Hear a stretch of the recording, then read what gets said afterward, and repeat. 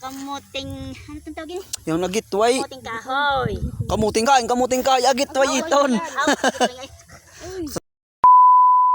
Ay magandang hapon. So ngayon ay nandito sila, ngayon ay nagtatanim ng mga gulay. Yan.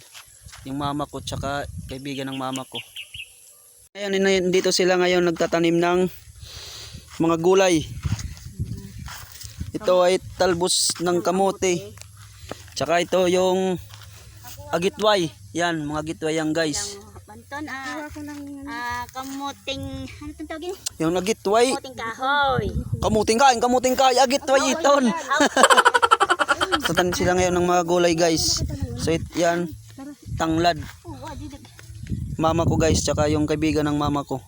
Yan. Tanim sila dito. Mga tanim nila guys, yan sili. Yan, tsaka ito sangig, yung panghalo sa manok pag ginagyan ng gata. Yan, masarap yan. Pampabango. So ayan, nagtatanim din sila ng gabi. Yan. Nag-communal garden sila ngayon guys kasi member sila ng 4-piece. Yan.